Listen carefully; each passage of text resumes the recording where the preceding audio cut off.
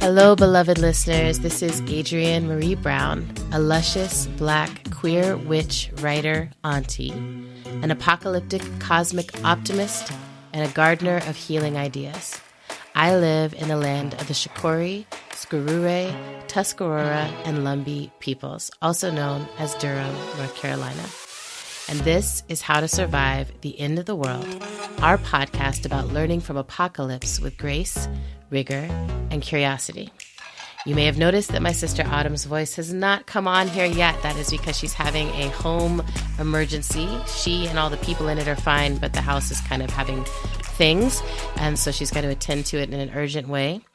And I'm here, I'm having a pain flare, and I've been sick for a week, but I am here, and we're going to talk about that a little bit, what it means to keep showing up through changing conditions. Our podcast, I want to remind you, has no ads. We've held that this whole time. We are fully listener supported, and you can join our Patreon both to get exclusive content and to support the work we do in an ongoing way. It means a lot to us that you care enough to give a little something back if it's doing something for you. It really helps us to know that. So that's my plug for Patreon. And I'm really excited about our guest today, Celine Semaan, who is one of the founders of Slow Factory and the author of a book called A Woman is a School. Celine is a Lebanese-American researcher with some Canadian history that we're going to get into, but a researcher, a designer, public speaker, and entrepreneur.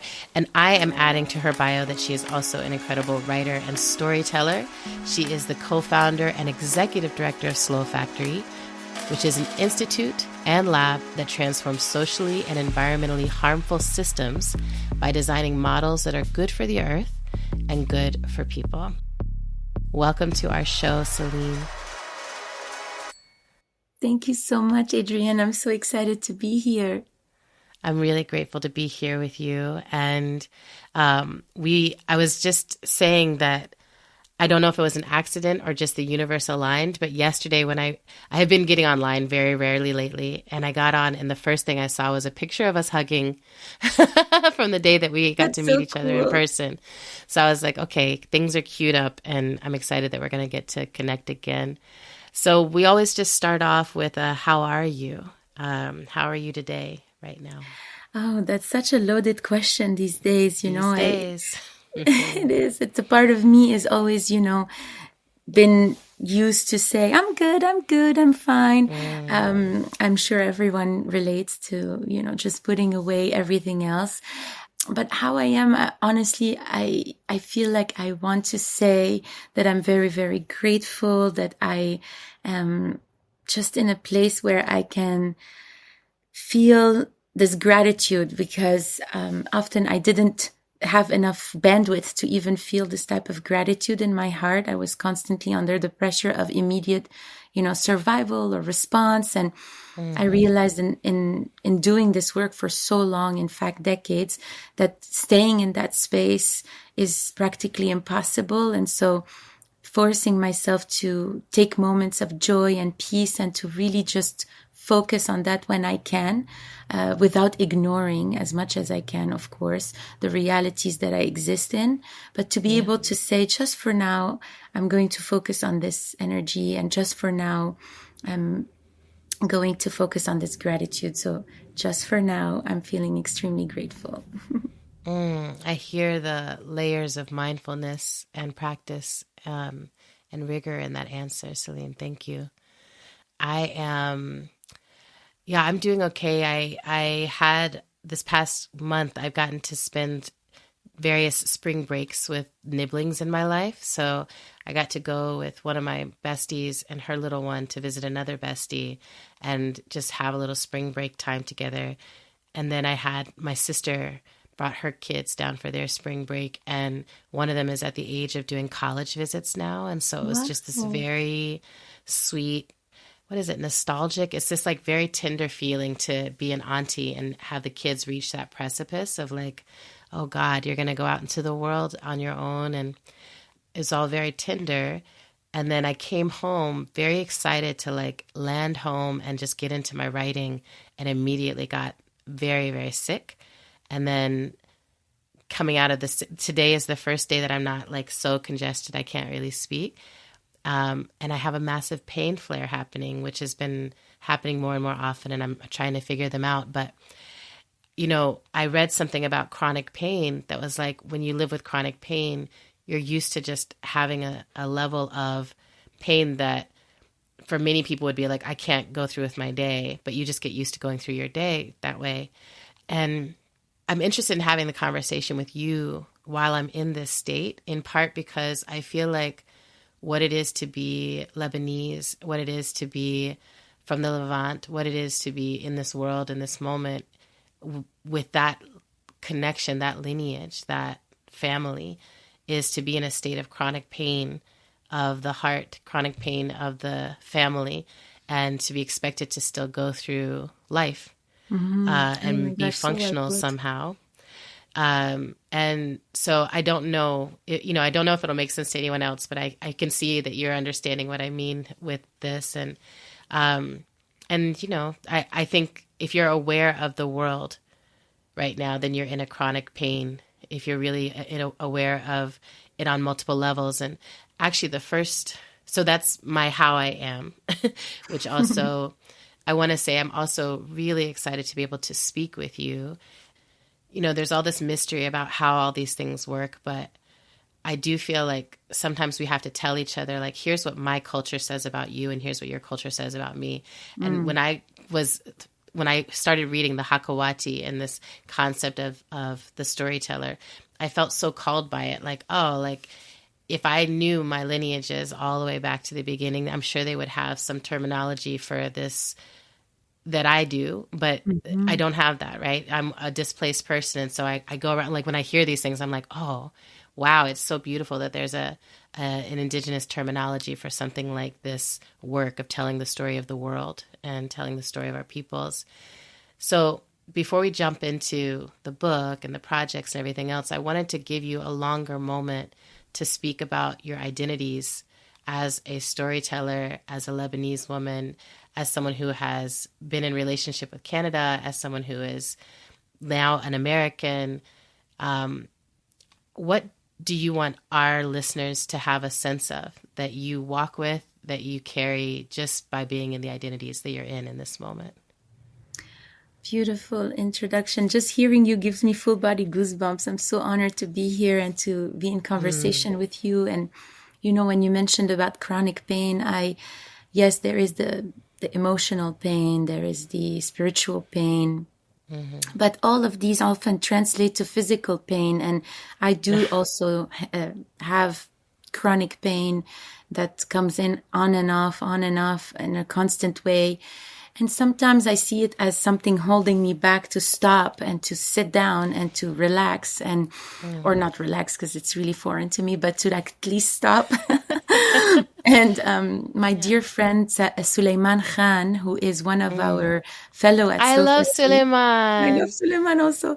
He often texts me, you know, all of the things that I've learned about rest comes from disability justice movements, which have so much wisdom to share about this idea that chronic pain or not, you know, we are pushing ourselves too hard and we are going too fast. We're going too fast. And the world, if we were to design it in a way that was holding disabled communities at the heart of our designs with love and compassion, we would be designing a world that is created for children, that is at the scale of our children, that is in the scale of slowness and this connection that is a bit more intimate with time.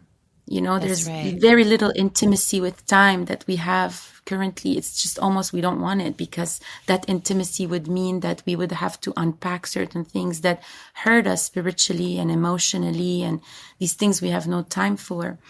And when I was growing up in Beirut, when we returned, because I have a past of being displaced, I'm currently, displaced. My family is displaced at the moment, my parents, my immediate family.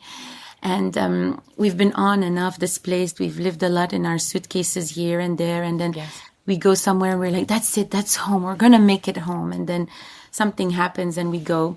But when I was back in Beirut during my teenage years, I had the opportunity to learn from a French artist that made Beirut her home. And her name was Poppy Arnold, and this is her artist name. And also I had learned that you can have an artist name and you can rename yourself. You can, be in that freedom of reinventing your identity and yourself. That was very beautiful for me as a teenager to be with her. She noted, as someone who's French, who's lived her whole life in France, that living in Beirut, she felt that, the consequences of the war was that everything was, let's go, let's go, let's go, let's go, let's go. And in Arabic, we say, yalla, yalla, yalla, yalla, yalla, yalla. And she thought, oh my gosh, no one has time anymore. And for me, that was so strange coming from her, because it was in Lebanon that I had the opportunity to lounge, to understand lounging as a cultural thing. We do a lot of lounging. We lounge. Okay. We hang out horizontally with one another, which is great because we all have back problems and chronic pain. And so when we hang out as a family, as a group, as a community, we lounge. It's a culture of hang out and chill and just there's nothing to do. You don't have to do anything. And that to me was very cool because I didn't know this was sort of a thing, that we were allowed to just be together and not have a specific goal. For instance, going to see something, a museum, or going to shop, or going to do a thing or another. We just hang out, and that was great. Yes. And so I understood though her comments and her vision, like just her perception of us. It was true as well that this trauma was still there in terms of we feel like we cannot linger too long in a certain situation or another. We do go quick. Let's do things quickly. And that sort of speed is a way to disconnect us from these chronic pains that we're feeling or these emotional pains that we have. And I feel I carry that so much within me. Like so many people tell me, you started Slow Factory, but there's nothing slow in you or in anything that you do. And it's so true because I struggle with that stillness. Yeah, that makes sense. Like if you're in an identity that's like, I have to be on the run, it's not my nature, but like I've learned, it's like the nature of my people is to be lounging and relaxing and caring for each other, feeding each other, like there's so many ways that we're meant to be with each other. But yeah, I've been thinking about the tyranny of the overworker and the entrepreneur, the capitalist, the emperor, those who are like, we want to be doing or producing or making others do or produce at all times. And how it has shaped an entire world that is in a constant state of urgency and crisis that is constantly being created. And how I really wish for an era where the loungers and the lazy people and like those who are just like, can we sit by a stream? Those who are like, I want to read all afternoon. I need siestas and fiestas and late nights and sunrises and, just like a totally different relationship to time. That might be only possible after some level of apocalypse of what we think now is the world, But I do think, that's such a longing I have is for some time for those of us who are in chronic pain to be able to set the pace of the world. I think it would change so much. And I think it would be healing for the world. Can you imagine? It would be so healing. I always talk about that. Like if we can just shut the electricity off these big cities just for a night, although it would create a lot of danger for women on the street. We have other issues to look for when we do that. But to just, slow down. We have to design that kind of slowness. So maybe I was going to start with the book, but maybe let's start with Slow Factory just for a moment. because it's right there for us, and it came first. I first came across your work as Slow Factory, and I was immediately fascinated by it. I was like, what is this Slow Factory? And it feels so deeply aligned. Can you talk about what your intention was with co-creating Slow Factory, like what it was you and your co-founders were trying to bring into the world? And I'm particularly curious about the online and offline balance of what you're up to. Absolutely. So Slow Factory, the name came to me in 2008. 2008, we were, I was working for my co-founder, who's my life partner. He was my boss. We talk about it in the book. You're like, we got the whole package, babe. He's my boss. He's my partner. No, I was a bit of a Yoko Ono. I broke the band anyway. Listen, it's a good, everybody's got a Yoko sometimes. Literally. But at the time we were working on a project, and it was the year after the iPhone came to the world, and everyone wanted things fast, and Fast Company was really rising at the time, talking about technology. I studied art, but I became a designer, and I became a systems designer, working in the web, working early on in the web, in access to digital literacy, working on systems. So a very strange, sort of career, if you will, but very much a child of the internet. In the early 2000s, I was 18 and was really drawn into this new medium that allowed me to connect with people. And I remember just being in Lebanon and hearing the sound of the internet, connecting you to like that kind of thing. Yeah. And then you're connected to the world. And I was very depressed in Lebanon, and that connection to the world and that connection to knowledge really, really saved me. To be able to read, all sorts of things online, to research and read and to learn, pulled me out of this really dreadful feeling that I felt I was lost because of just everything. It was really deep what I was feeling back then as a teenager, and feeling, the pain of my people, and also my own personal pain in a way of it all.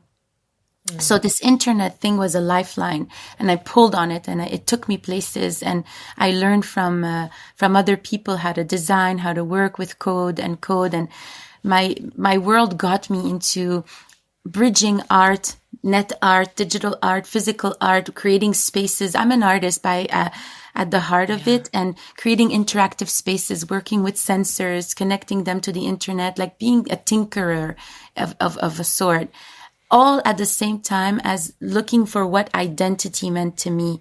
What was it that is, who am I, who am I? And I didn't feel, Lebanese, because in Lebanon I was told I'm not Lebanese anymore, or I didn't feel Canadian, but over there also I was definitely not a Canadian, talking a lot about this lost identity. And fast forward to 2008, working on a project, and everyone was like, fast something, click fast or whatever. We were brainstorming on the name for someone else. And I thought, oh, Slow Factory. How about Slow Factory? Of course, everyone was like, Celine, that's absolutely not what we were looking for. And I thought we should buy Slow Factory. And the slowfactory.com was available. So, we bought it. And from 2008 to 2012, I was fascinated with the name. I was like, what is this that I thought of? What could it be? What could it be? What kind of,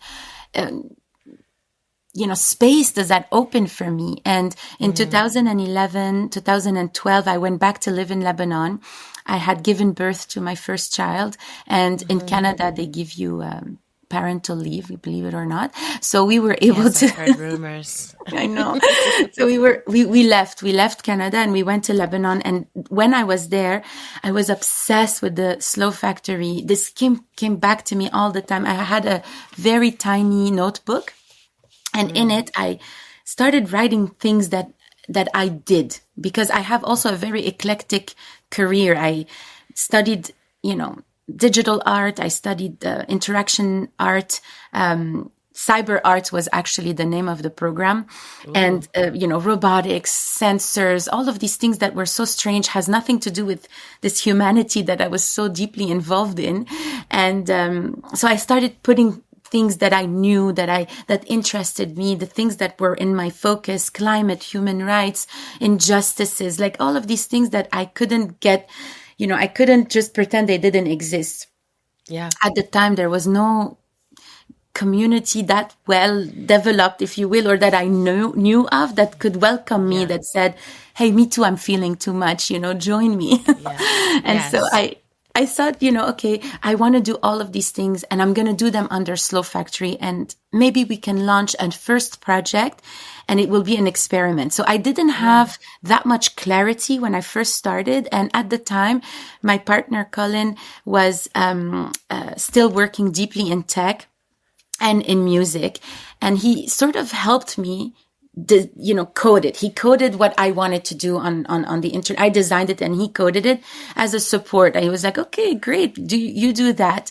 And the first project in the Slow Factory was to print NASA images of the Earth and the universe to get people to feel this data. Because I was working in data, I was working in tech, and I wanted people to really feel this data. How can I, the premise of this first project, how can I make people feel connected to this earth, to this, this data, this universe that we are all part of? It was, I was still in my 20s, and and I launched it. Ambitious, and people just participated in it. They felt like, I want a piece of that. I want a piece of that. And so this created a first funding mechanism for more ideas to come to life. And with the second collection, because they were collections, the second one was images of Palestine as seen from space by an astronaut that was roaming around the Earth. Because, we have a lot of astronauts that are orbiting currently and taking pictures and monitoring. And of course, there's satellite images that are doing that, but satellites that are taking pictures. But at the time, this astronaut was in the International Space Station, and he took a picture of Gaza, and from space, Israel at the time had cut off electricity, and all you could see from space were the explosions. And he tweeted that picture in high definition and said, this is the saddest picture I've ever taken from space. Because usually astronauts, when they're orbiting in the International Space Station, they're on a high. They're on something called the overview effect, which is basically a spiritual awakening of seeing the earth floating in that vast, immense unknown that is the universe, right? There's only life here. And as far as our eyes could see, there's nothing else that exists. And there's tears, there's an emotional catalyst that happens for astronauts. They talk a lot about it when they come back, which is called the overview effect. So usually in space, they're high. They're like, wow, this is incredible. So for him to say, this is the saddest picture I've ever taken from space, to me, that struck me. And I immediately printed it and downloaded it and printed it and created this collection. And with this collection, I called it the Dignity Collection. And at the time I was working with refugee camps in Lebanon. And I thought, we're going to fundraise for this refugee camp. And we're going to create this first connection that is between these images and immediate offline work that we were doing. And, I was very scared of doing so publicly, because I was always working in a way where this work was not that public, if you will. But this this collection made it so public that we are talking about Palestine. This was in 2014. Okay. This first collection. Okay. And honestly, I was surprised to see that it was well received. I had a couple of comments that were negative, but that were from people being like, you don't understand anything. You don't know, it's complicated. We appreciated the first collection, but this one is too political. And welcome to my life, where everything is so political, and that, I decided not to be ashamed from it. Like to really empower myself to use it. Yes. Beautiful. I love this. And I also love the emergent nature of how it came to be, right? That it's like noticing the pattern of your own passions and interests, feeling the knocking at the door of this slow factory project, and it won't go away. I know that feeling too, you know. For me, when emergent strategy showed up, it was like, it just was suddenly all that I could think about. It was everywhere. And I was like, oh, it all fits into this umbrella, you know. And then one project and then one project. And I want to ask you, this is not on my list of questions, but it's what's emerging. So I'm just going to follow it, which is, you know, I work very closely with my sister who I adore, and I work with several people that I love. And there's an art to working closely with your beloveds. And I wonder if there's just any wisdom that you've gotten from the slow factory experience of working with your life partner / beloved, you know, yes. that feels like, yeah. Is there any wisdom that you're like, this is some, you know, because I think more and more of us are, my sense of the future that's unfolding is it's going to be one where we need to be able to do more and more with those we love. More and more of the making of our life and the making, you know, less separation, less going away to work and coming back to 100%. Home, but more like home and family and community begin to become the place where all of our life happens. And anyway, so you're living that in some way now. And I wonder, if you have wisdom there. I feel like, you know, for me, it was seen as a weakness because people judged us to say there's no separation and, you know, you guys are going to break up and, you know, all sorts of things that were seen as negative, that what we were doing was, you know, not healthy and not professional and all of these things. So we joke a lot at Slow Factory because we became a family really of collaborators together. And we often joke, you know, when something is inappropriate, we all say, we're going to call HR, but we have no HR. Like we're HR. Literally, we are HR. But to start with Colin, my partner, who's a musician and an engineer, at first it was mostly me, and Colin has always been such an incredible collaborator in helping other people. He's a producer in music, so he's always like this sort of an invisible secret sauce that just makes it happen, you know?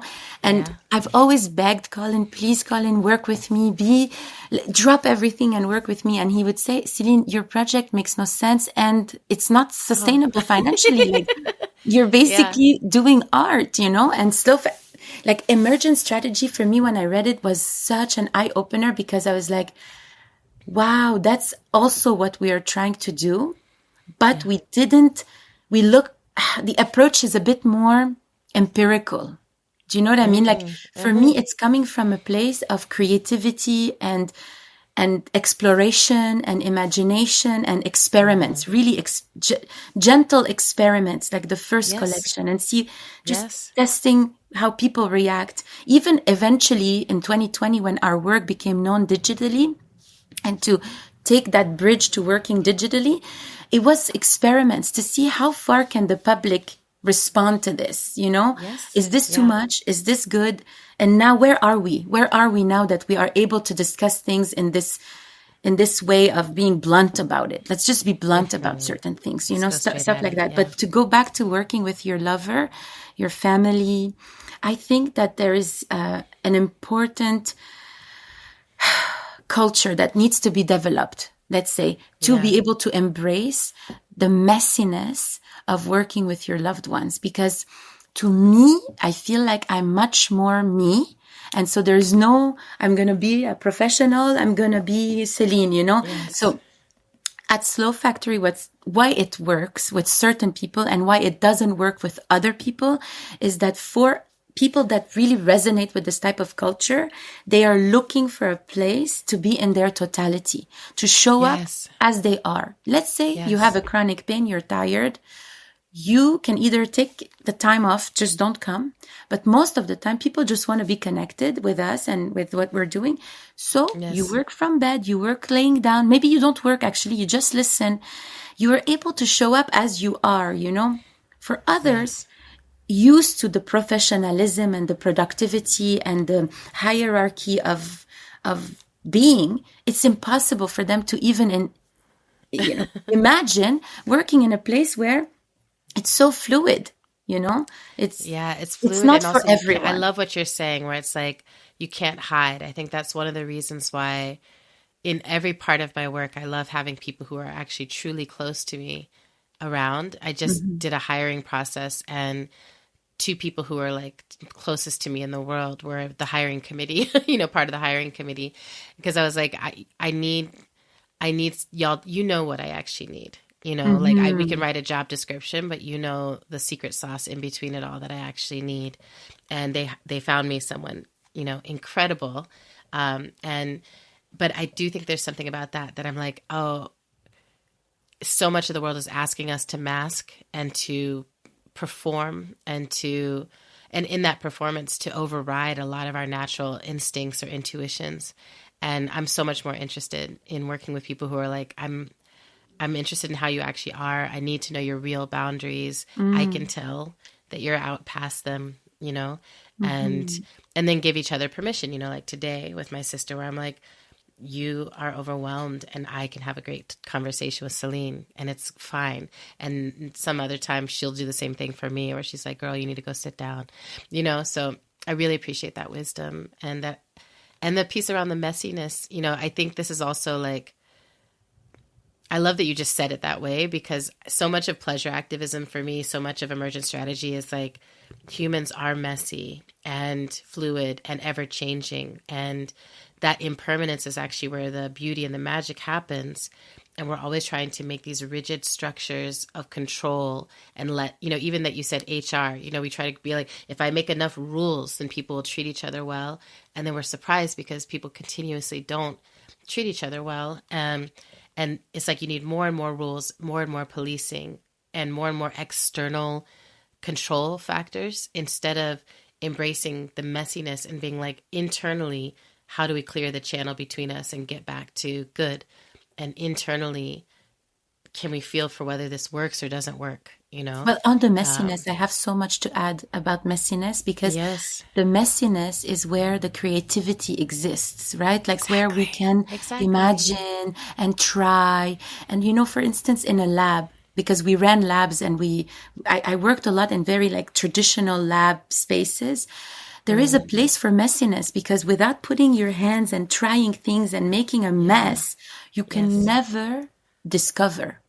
You cannot discover. We would not have been able to progress and evolve as a species if we didn't have these messy spaces, this messiness. But sadly, messiness is seen as such a negative thing, especially in the politically correct culture, or let's say the professional culture, the professionalism. I always talk about professionalism as just another arm of colonialism. I was just saying, I was like, it's colonialism. Yes, but just how you should be. What is professional? What kind of hair is professional? We all know that's ridiculous. The clothing, what is professional attire? When they say business casual or whatever in their invitations, I'm like, what do you want me to wear? A jacket? Ew, like a blazer.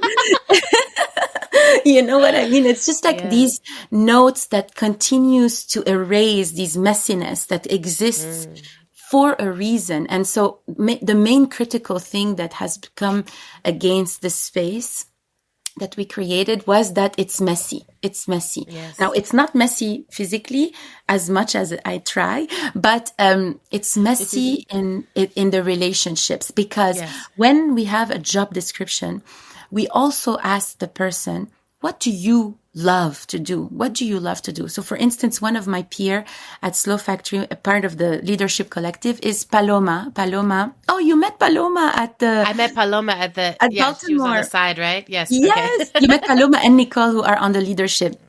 And Paloma, when she came in, I said, I need someone to help me with community, someone who can read the community, understand, like who's a people person like me, who can understand what is being said and how can we pull patterns from, so that we can rectify or that we can respond and stuff like that. She's absolutely, first of all, she's an artist, just like me. Yes. Then she said, I like to draw. I'm like, show me what you do. And in fact, I had met her through her drawings online. I'm like, you know what? what do you want to do? She said, anything you want. And I was like, no, what do you want to do? Yeah. And she said, I want to draw. I want to act. I want to be on stage. I want to sing. And she did all of these things at Slow Factory, all of these things and more, whatever you want to do. I think you should try to do, because you have a voice that is telling you to do this. You know what I mean? So that's just an example. So for instance, Colin is a musician and an engineer. Nicole came in as a production, just to do as a producer, a production. And one day she said, my dream is to write. I said, okay, let's write. You write stuff. And now Nicole is writing, editing. She was published in magazines. And because of this, permission, you talk a lot about permission. Actually, whenever I listen to you, the first time I heard you speak in a podcast, you talked about permission. And that just opened up something for me that was like, yes, this is what we are in the process of creating, these frameworks for permission, right? Yes. Like I keep thinking that when I was younger, I was born into a military family. We were born in a military family, and there was so much about order and protocol and rules. And so I feel like, I can point in my life to the different leaders, guides, mentors, mostly women, who gave me permission to rewild myself, and kind of just be like, it doesn't have to be that way. I remember the first time people telling me it's all made up. Like, it's a story that we're all co-creating, and you can either choose to add to the existing story, or you might want to break off and tell a different story, or go back and find a pre-existing story or something like that. But it was like permission. And as I get older, I keep thinking more and more like, that's my only job, is to just give more and more people permission to be themselves. And that the more people who feel they have that permission, the revolution takes care of itself. The changes take care of themselves, because once it opens up in each person becomes ungovernable, and each person becomes a co-creator of something else. And that interests me, right? It's like, I'm just going to tell you as early as I can in your life that you have permission to be you and to tell your story, which perhaps now brings us to this incredible book that you have written. And, I was interested in the fact that in your bio, there was nothing about being a writer or an author, and that the way you speak about yourself is as a researcher, as someone who's looking at the data, as an artist.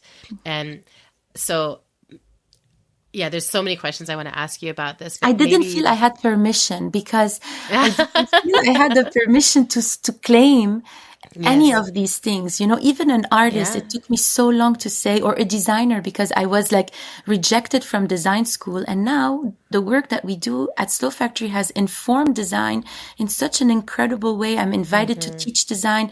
I just feel like, because of the nature of the experimentation and the sort of empirical approach to these things, I'm an amateur. In my head, we think of ourselves that way, right? This is the imposter syndrome. That's also the outsized gift of colonialism, right? Is that so many of us who are like, oh, there's, if you were born into an identity of privilege, people would call you a polymath or something, and just be like, oh, like, you're clearly brilliant at all these different things, and you're trying and experimenting with them. But you're an innovator, so you're working at the edges of what exists, and you're experimenting into the new territory. But if you're not born into one of those privileged identities, then you're all the time like, am I making this up? Can I just do this? And, I always think about the fact that Toni Morrison, I think, had published 4 or 5 books before she felt comfortable calling herself a writer. And I think that I know for me that has been the case, that I've had many books published, and still some days I wake up and I'm like, is this enough? Like, is it enough to make this be my offer? And when I started reading about the Hakawati, which is this storyteller of the Levant, and I'm going to ask you to tell us about this. But when I read that, I was like, imagine if you were born into a culture where the gift that you had was one that had a name and had respect around it, even controversy, but controversy creates a different kind of respect. But I was like, yes, like, there's so many people who are storytellers, and actually the role of the storyteller is so important in the continuation of a people and a culture. So I want to ask you, to tell us about what it means to live the life of the Hakawati and how you knew you needed to make a book about it. When I was writing this book, my dear, dear friend, my bestie, Maya Mumne, who designed the book entirely, I drew this, but she designed the book, and she is one of our designers at Slow Factory. We work closely together. She's Lebanese, she's queer. She runs the magazine Al Haya magazine, which is an incredible Arab feminist queer magazine. She also runs Safar magazine, also another major magazine in the Arab world. No, she's phenomenal. Maya Mumne, my dear, dear, dear friend. She was sleeping over and I was talking about the book and she said, you know, Celine, you're a Hakawati. And I said, what the hell is that? And she said, you don't know? And I was like, no. She said, you are a Hakawati. You are a storyteller. And I said, what? She said, yes, there is a lineage of Hakawatis. And so immediately I asked my mom because, you know, my Arabic is good, but it's not that good because I was in, out. So I asked my mom and I said, Mom, you know Hakawatis? And she's like, yes. I said, am I a Hakawati? She's like, you talk a lot. And I was like, okay. And she said, your whole life, there is two words. There's Hakawati, which is honorable, and Hakwajiye, which is like blah, blah, blah, blah, blah, blah, blah, blah, blah. Yeah. And so my whole life I've heard the other one, the negative one.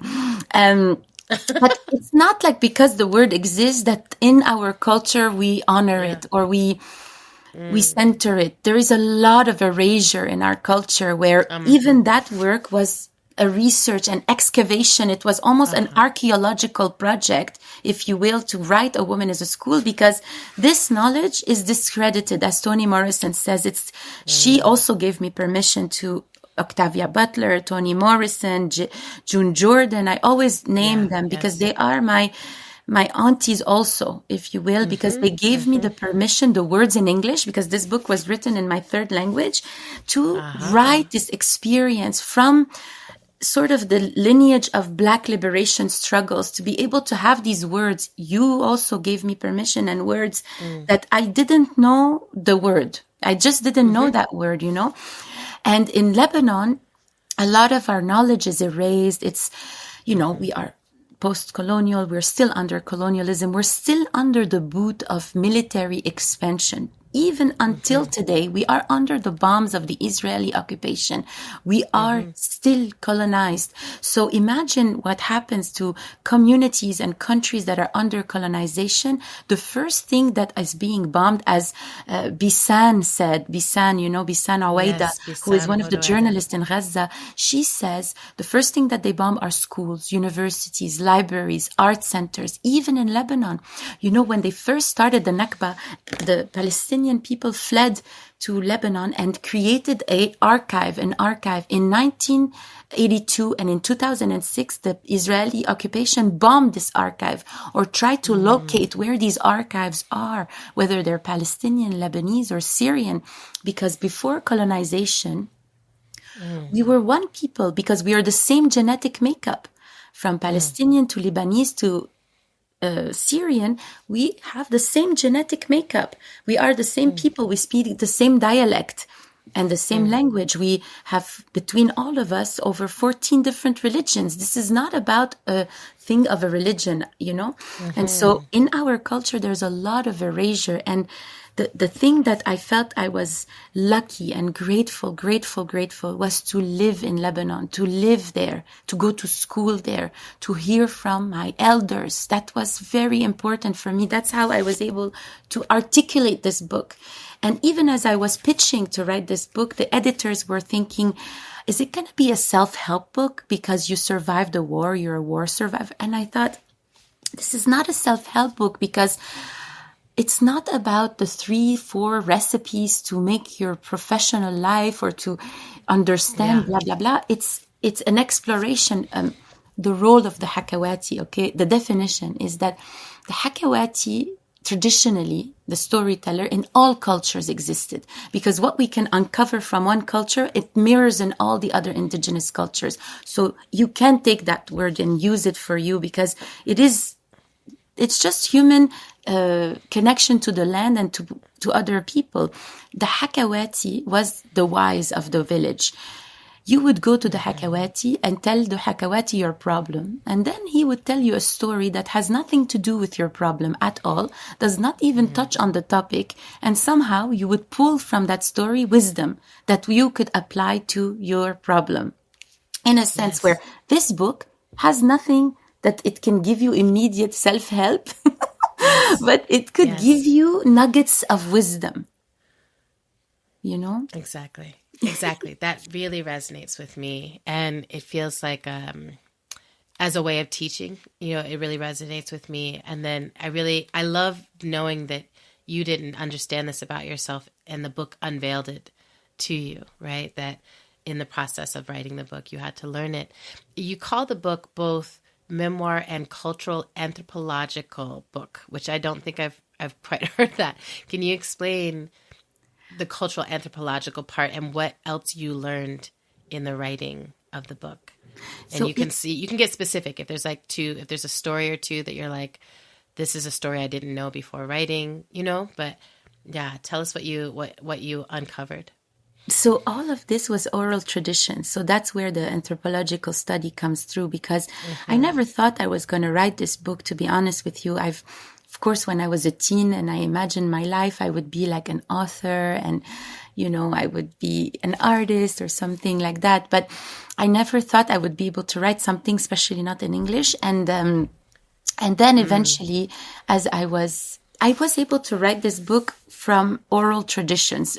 Everything I have listened during the coffee ceremonies in Lebanon or during as I said, we do a lot of seatings. Our living rooms are designed in a circle like this, and we sit in front of each other, and even we sit and we do nothing. We just sit and hang out and stare, and then we talk. Then we start talking, and then someone starts talking, and the other person starts talking. When I was young, these moments were...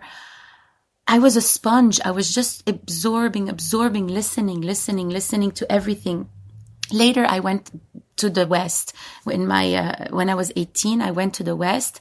I felt like I was always asked to explain myself, to translate the world that I was coming from, to learn new languages, to learn new words, to be able to express myself. And then I go back to Lebanon, and again, I'm listening, and I'm really absorbing, and I'm trying to reconnect with myself as much as possible. The first book that I was writing was called A Revolution is a School, and it was a more of a pedagogical book about my work at Slow Factory, to talk about a bit like emergent strategy. You articulated the theories behind what you want to do. For me, it was like after 8 years or 10 years of work at the time, was after a decade of work, I looked back and I thought, it's time for me to make sense of this. I want to make sense of this. I want to write about what I'm trying to create. And so the first book was called A Revolution is a School. But the word revolution really blocked me all the time, because a war is considered a revolution. Revolutions are not necessarily good. You know, there were lots of revolutions that were created to oppress nations, to silence them, to disconnect people back from their culture, and so on and so forth. Look at the Industrial Revolution, for example. It is a revolution, but it is one that we count as a very negative revolution in the context of climate, for instance, or our dependence over fossil fuel. So anyway, the word revolution... I'm glad you're saying this. I always trouble this, because I'm always like, when people say I'm a revolutionary or something, I'm like, well, let's be precise. Like, I'm like a revolutionary for something. For what? For the earth, 100%. For people's rights, for pleasure, for these things. I'm always like, we need to be very clear about what we mean, because a lot of these terms are actually neutral, and we don't realize that. Yeah, I'm really grateful you said that. And keep going.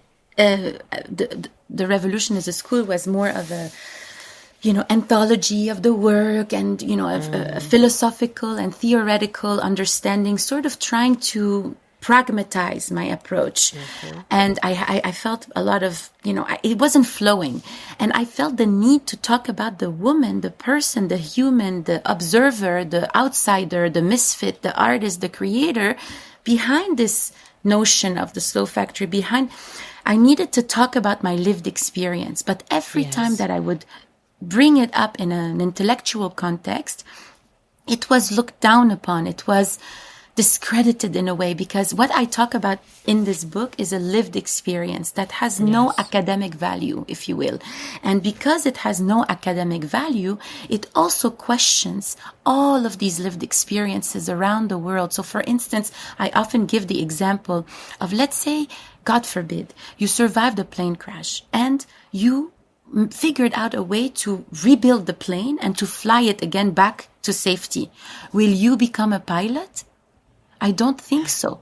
Will you be acknowledged as an incredible genius that was able... Would you be acknowledged as an engineer? I don't think so, because these lived experiences don't account for much. You know, and this is theoretical. Of course, we can argue for days about whether or not you would be acknowledged as an as an engineer. But the point is that all of the lived experiences of these people in the global south, in discredited regions, in sacrificial regions, as Naomi Klein calls our region, the Middle East, sacrificial region. Why?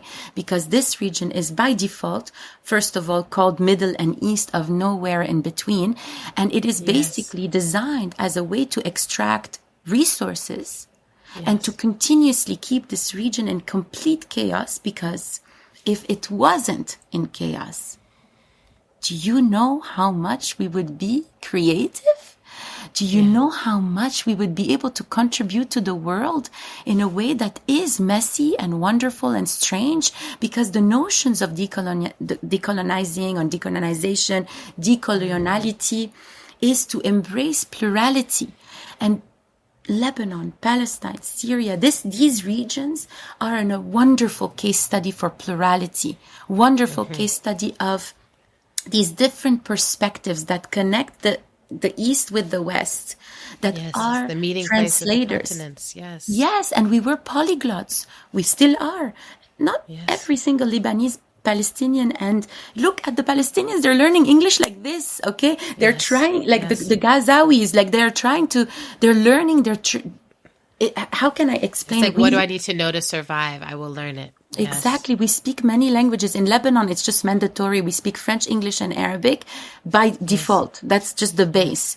And so to be able to be in a context where you learn multiple languages, obviously you are able to open up your mind to multiple philosophies.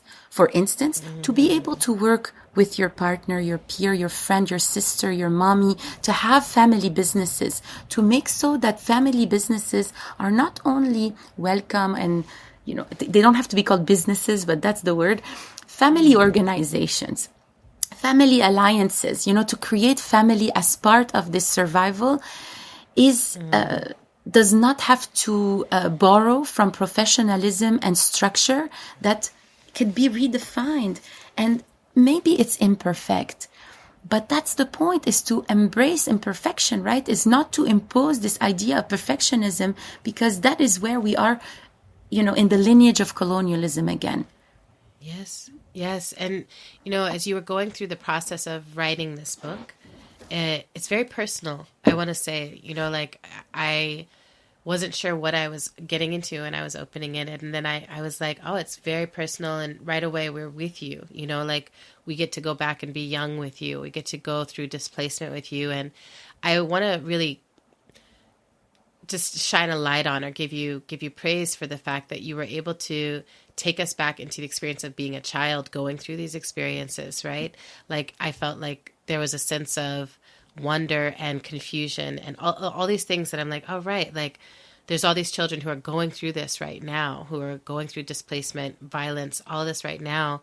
And like, what is it like to be in that experience, and how does that shape everything that comes after, right? The comfort with messiness, like some of that comes from surviving the chaos that comes from having everything be messy for a long time, and the adults around you trying to give you some sense of logic or comfort, but there's nothing really that makes sense about it other than we are a sacrificial people, you know, we are in a sacrificial zone. So as you completed the book, you know, as you were like, okay, we pivoted, this is the book I have to tell. It's much more personal. Do you feel complete with that process?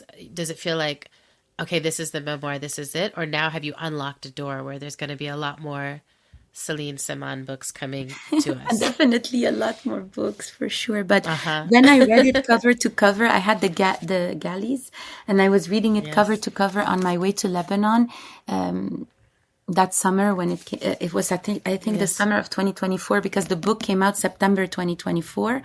After my publisher had dropped me, of course, as you may or may not know, after October 2023, we received an email saying that essentially they're shelving the book for an undetermined time, because it's not the time to publish these stories. We don't know how the situation is going to go. We don't want to get into problems.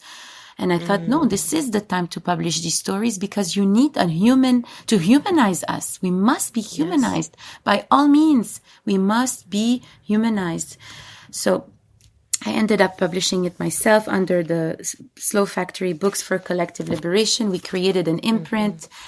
We did it in the most rigorous way. We had 3 editors, a fact checker, a journalist fact checker, a copy editor, and so on and so forth. But the point being is that I was reading the galleys from cover to cover on my way to Lebanon, and I just cried, and I felt a sense of completion that I think it calmed me down. It calmed something down. There was always something inside of me that was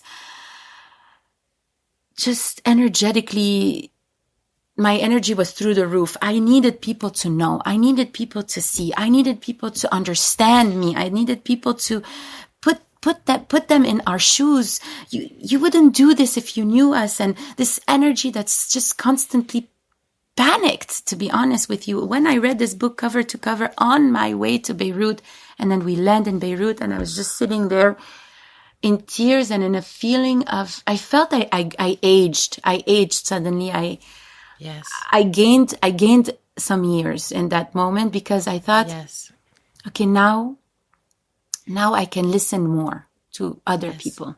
I finally has more capacity to just listen more to more experiences and more people. Something in me just expanded after this book, and I felt more a sense of freedom, that I can allow myself to write things that are, poetic and strange, if they must be, that are not a self-help, and continue contributing in a way that is free, that's not prescribed. Like, what am I writing? I'm writing an anthropological book that's wrapped in a memoir, and that is wrapped in stories, Yeah, this is something that I've been, also throughout my writing career, like I keep being like, the genres that you have are not the genres that make sense for the work I want to do. And I know other writers, Alexis Pauline Gumbs, Alexis DeVoe, other folks who are like, no, I just, I can't wrap it into the boxes that you want to put it into. And even though self-help, I'm like, I think it's a transformational text, and people who read it will be invited to seek their own transformation and seek the transformation of their communities and their world. And that is across the board, whether it's fiction, nonfiction, poetry, whatever it is. Like, what I'm interested in is the transformation I'm going through to create it, and the transformation that people go through in order to receive it.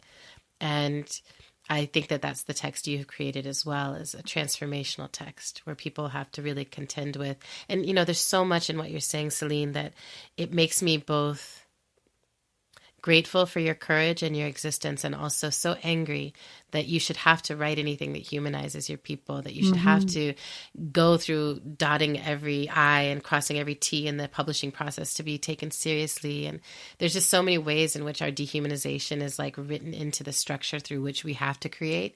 And it's so frustrating. And I'm so grateful that we can throw each other these lines and throw each other our books and hold on to each other and be like, okay, but we do see each other's humanity.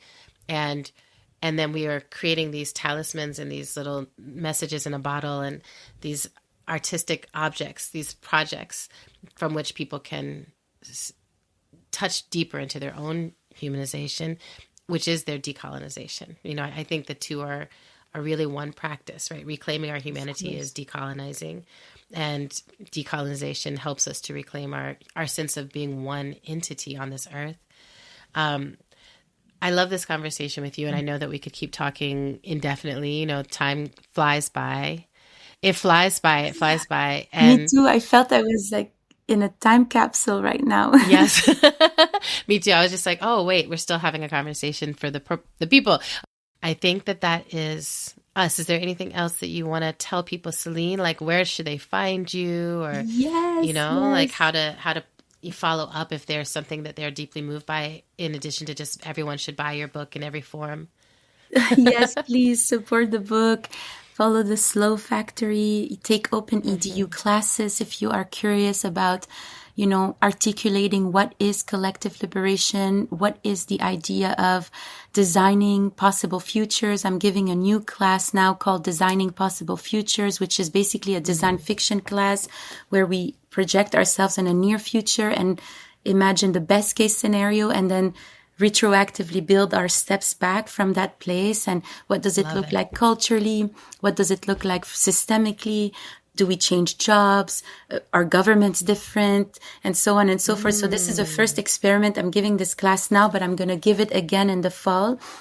And I think that's going to be potentially a second book for me. The teachings behind like the designing possible futures.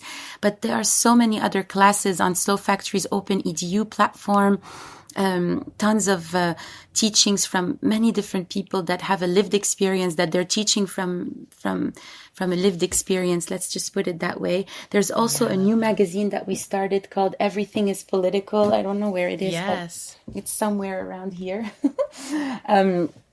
Everything is Political. Everything is Political is a periodical. It comes every month-ish because we print. It takes time to produce, but it's coming often enough that you would get it in your inbox, in your physical mail, if you subscribe. But you can also read it online. And this is a platform for culture and politics, and to really demystify this idea that, things are too political, whether they're our bodies, our lived experiences, where we come from, our ethnicity, or maybe sometimes just bluntly politics, and to be able to discuss these things with the same sort of ease as we're talking about, poetry and whatnot, because, to be able to have agency in our politics, and even as having a critical lens over it, or having a way to describe what is it that we are looking for collectively, is something that we need to refine in these years that we are approaching massive change culturally, I think. And so support by joining us and be a part of what we do. Beautiful. I love it. You are prolific. You are creating so many things for us, and I'm so grateful to be in connection with you, in relationship with you, and I hope we get more and more of it. Me too. Yeah. Thank you so much. Everyone who tuned in to listen today, thank you so much for listening to the show.